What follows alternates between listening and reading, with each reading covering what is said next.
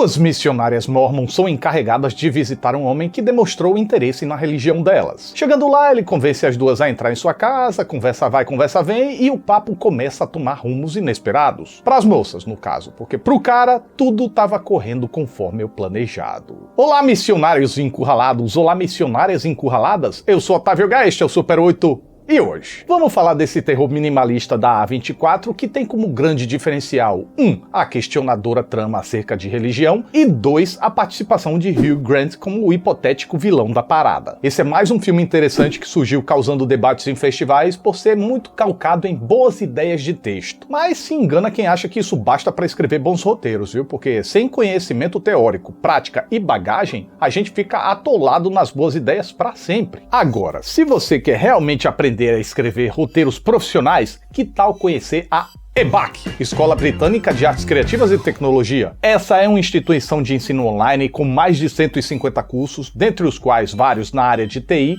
assim como também tem de fashion, desenvolvimento de games, marketing, design, negócios e audiovisual. E dentro dessa última área tem cursos profissionalizantes de designer de som, que é uma área super requisitada, mas muito subestimada, além de cursos de edição em Premiere e, como eu falei, roteirista para TV, cinema e games. Olha isso aqui, entrando na página do curso, você encontra todas as informações como a duração, ementa, investimento, que pode ser parcelado em até 24 vezes. E nesses cursos, que tem professores referências no mercado, você desenvolve projetos para enriquecer seu portfólio e no final ainda recebe um plano de carreira, olha que beleza. Fora que tem cursos na EBAC que te dão garantia de emprego. Depois dá uma consultada lá se o curso do seu interesse tem isso. Agora, essa é para você que está convencido e quer se unir aos mais de 145 mil alunos da EBAC. Aproveita esse momento de Black Friday, pois além dos cursos estarem com desconto de até 60%, nessa última semana de novembro, todos os cursos da EBAC estão com a promoção incrível de compre um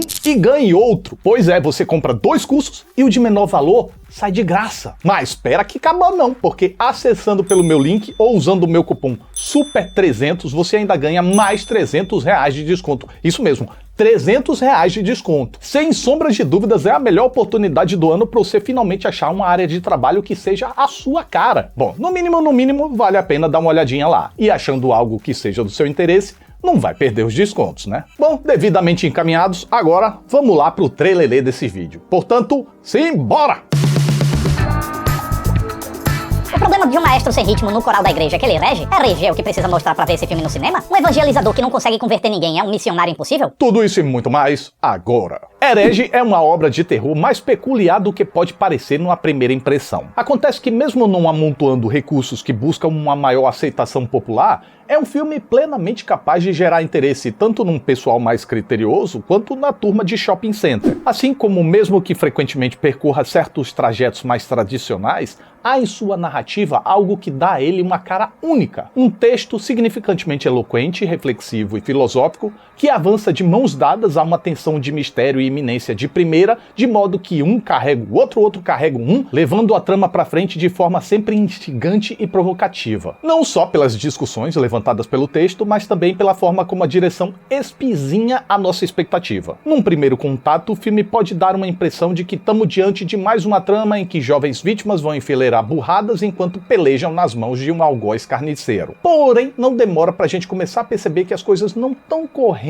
bem dessa forma. Primeiro que as moças nutrem uma bondade com o próximo que torna elas ingênuas e vulneráveis, sim. Mas burras elas não são e a gente pode conferir e confirmar isso à medida que os eventos avançam. Portanto, felizmente, a história aqui não é uma daquelas que dependem de atitudes inacreditavelmente estúpidas para poder avançar. Daquelas que tentam aumentar a dimensão do risco, mas de forma tão antinatural que isso mais desafia a nossa suspensão da descrença do que qualquer coisa. Nananina não. Pelo contrário, na verdade, se eu detectei algum tipo de burrice aqui, foi tão somente uma primeira tropeçada que serve para dar um pontapé inicial na trama. O que, inclusive, passa de boas por ser um ato sustentado pela ingenuidade das moças que, numa breve apresentação prévia, havia sido perfeitamente estabelecida. No entanto, depois disso, pro bem da nossa experiência, tanto as duas protagonistas se esforçam para superar o limite de suas capacidades, quanto as situações que o roteiro estabelece são muito bem calculadas para criar um cerco sem saídas intuitivas ou fáceis. Daquele tipo que a gente fica pensando, Lá era só fazer isso. aqui não tem esse era era só fazer isso, porque qualquer isso poderia não só não adiantar, como piorar a situação. Até porque, quando a problemática começa a se instaurar,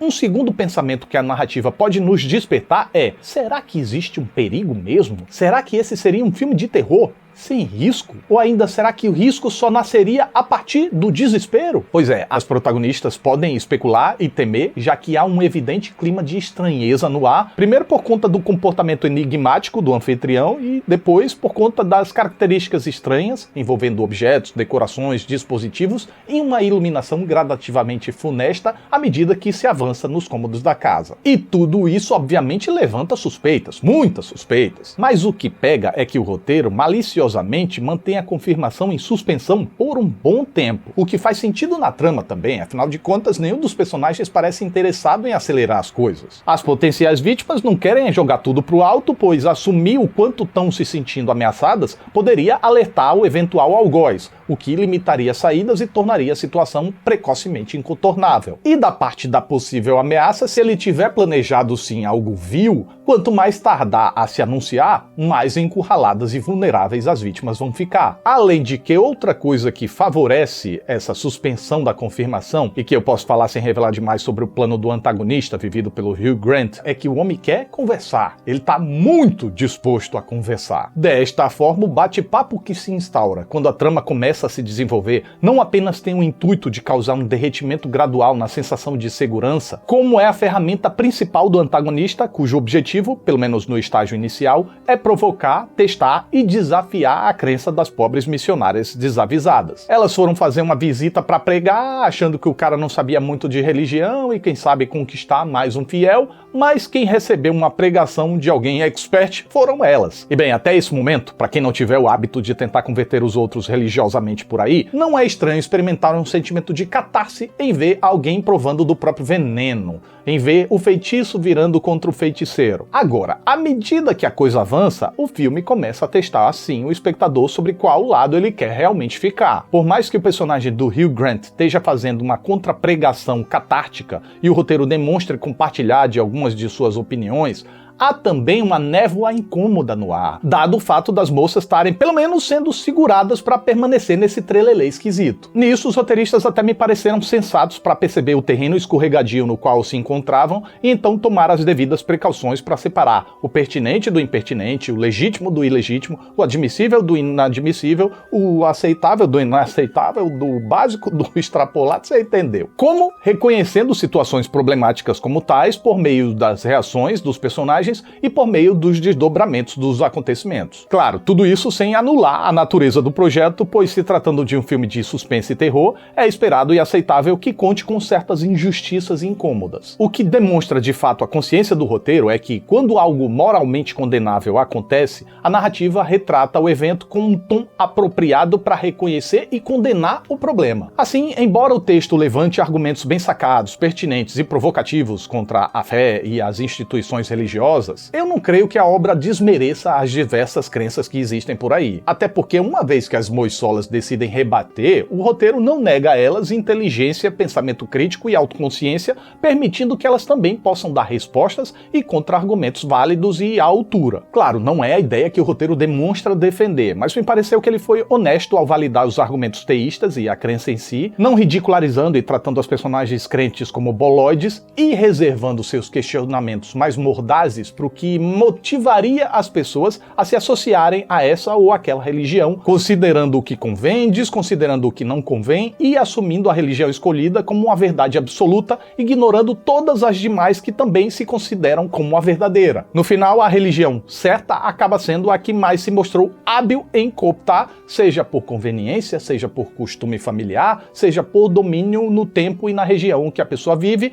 seja por tudo isso junto ao mesmo tempo. Por quê? E aí o filme nos leva a questionar quantos de nós realmente escolheram uma religião porque pesquisou muito a respeito, né? A maioria só vai naquilo que apareceu na frente e pareceu trazer conforto. Desta forma, Herege me deixou claro que seu maior interesse é proporcionar uma discussão filosófica e teológica intrigante, com direito a jogo de palavras, ciladas intelectuais, referências culturais e até alegorias com músicas e jogos de tabuleiro. E referências literárias também, que não surgem diretamente na pregação, na contra-pregação do o antagonista, mas mescladas aos diálogos como quem não quer nada. Quando, por exemplo, uma das personagens relaciona a frase "com grandes poderes vem grandes responsabilidades" ao filme do Miranha, como a maioria de nós faria, o personagem do Hugh Grant prontamente corrige desapontado, dizendo se tratar de uma frase de Voltaire. Mal sabia a gente, mas essa passagem despretensiosa teria tudo a ver com as reflexões do personagem e a problemática que ele traria à tona. Assim como mal sabia a gente para onde as coisas iriam depois que o assunto chega num estágio mais avançado. Minto, dava para imaginar assim, já que essa era uma das possibilidades especuladas. E uma possibilidade não tão alienígena ao gênero. O que não chega a ser um problema, tá? Já que, além dos realizadores manterem a personalidade propondo momentos igualmente provocativos, só que dessa vez um pouco mais para o lado físico da coisa, aquela preocupação para manter as circunstâncias coerentes e verossímeis persiste admiravelmente. Fora que o que quer que aconteça nesse outro estágio do filme é vendido pelo roteiro e pela direção de Scott Beck e Brian Woods com uma tamanha destreza que tudo parece incontornável. Pois é, quando esses caras estão inspirados, saem umas coisas bem interessantes, viu? Na direção de longas, esse me parece o trabalho mais consistente da dupla. Agora, se a gente levar em consideração eles enquanto roteiristas, a capacidade dos homens já havia se anunciado quando eles conceberam Um Lugar Silencioso, que curiosamente é um filme oposto a esse aqui. Lá quase não se fala e o filme se comunica com a gente através dos eventos. Já aqui os diálogos são importantíssimos para o que a obra quer dizer. Agora, talvez essa destreza narrativa não consiga chegar até o final, pois me parece que Herege deu uma singela escorregada ali chegando no clímax, que se revela um pouco corrido. Primeiro tem um momento em que as questões trazidas pelo antagonista começam a ser respondidas pelo lado protagonista. Eu gosto muito das curvas dramáticas que o filme faz, inclusive no amadurecimento do lado das protagonistas, que são muito bem estabelecidas como ingênuas, uma mais que a outra no caso, e com certas diferenças muito bem comunicadas pela interpretação da dupla Sophie Thatcher e Chloe East, que a propósito se prestam exemplarmente às variadas dinâmicas propostas pelo texto, desenvolvendo nesse caminho até uma aliança de completude ideal para o que o filme pedia. Mas enfim, apesar de haver um estabelecimento de personalidades muito bem composto e apesar de ficar evidente que as circunstâncias de consternação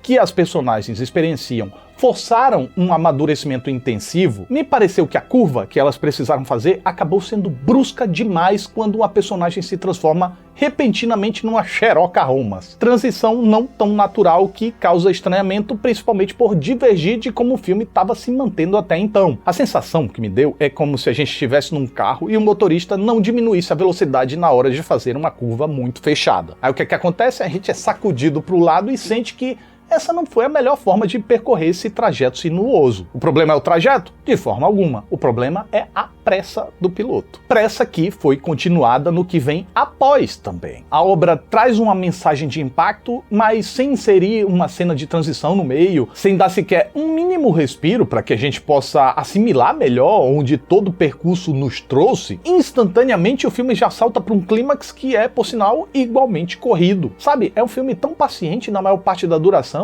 Esse afobamento no final me soou meio estranho, como se os realizadores estivessem com pressa de acabar logo. Novamente, eu não rejeito o que acontece, apenas estou contestando como acontece. O que não creio que cause grandes prejuízos na integridade do projeto e na experiência como um todo. Até porque, mesmo corrido, não é no final que o personagem do Hugh Grant deixa de se tornar marcante. E na Morales, como me encantou essa performance do cara, viu? Ele que se tornou famoso por papéis cômicos e românticos, até usa isso a seu favor quando traz uma persona carismática para criar uma situação de mistério em torno dos seus objetivos e ainda esconder uma eventual personalidade sombria. E é muito, muito bacana como, não importa os estágios da trama, ele não se esforça para manter um estado emocional sempre plácido, muito tranquilo, indo na contramão do que muitos tendem a propor em papéis similares. E é justamente nessas minúcias que o ator consegue se destacar tanto e até eleva a qualidade do filme, que, para ficar bem claro,